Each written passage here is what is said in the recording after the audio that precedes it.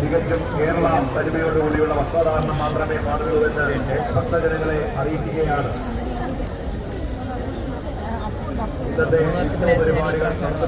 വിളക്കെടുക്കാൻ പറ്റില്ല,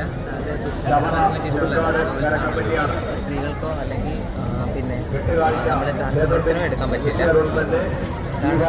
തീർച്ചയായിട്ടും നമുക്ക് എന്തെങ്കിലും കൊടുക്കാം അമ്പലത്തിൽ.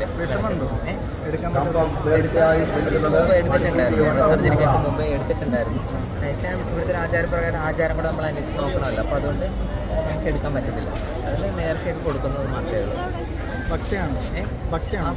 കാരണം ഞാനൊരു എൻ്റെ ഓരോ കയറ്റങ്ങളും ഇവിടുത്തെ അമ്മേൻ്റെ പ്രാർത്ഥനയോടുകൂടെ ഉണ്ടായതാണ്. ഭക്തിയാണ്. ആഗ്രഹങ്ങൾ സാധിച്ചിട്ടുണ്ട്. നമ്മുടെ എൻ്റെ ജീവൻ തന്നെ ആദ്യം തിരിച്ചു കിട്ടിയ ഒരു 3 വർഷത്തിന് മുമ്പ് എനിക്കൊരു ഫിസിക്കലി പ്രോബ്ലം വന്ന സമയത്ത് എനിക്ക് എൻ്റെ മരണശൈലിയിൽ കിടന്നുകൊണ്ട് ഞാൻ അമ്മേനെ വിളിച്ചത്. നേർച്ചയെത്താണെന്ന് എനിക്കറിയില്ല, കുറേ വിളച്ച് കൊടുത്തിട്ടുണ്ട്. അപ്പോൾ ആ ഒരു ഞങ്ങൾക്ക് നിൽക്കുന്നതിൻ്റെ ഒരു അമ്മേൻ്റെ അനുഗ്രഹം കൊണ്ടാണ്. അതിനുശേഷം എൻ്റെ ഓരോ അതിനുശേഷം അമ്മേൻ്റെ അനുഗ്രഹം കൊണ്ടാണ്. എല്ലാ ദൈവങ്ങളും അമ്മേൻ്റെ അനുഗ്രഹം കൊണ്ടാണ്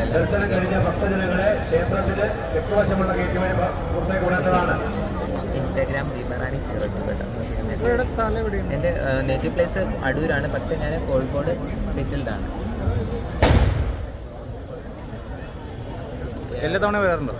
കഴിഞ്ഞ വർഷം ഒന്നും വരാൻ പറ്റിയിട്ടില്ല, ഈ പ്രാവശ്യം വന്നു. ഓക്കെ, ശരി, താങ്ക്സ്.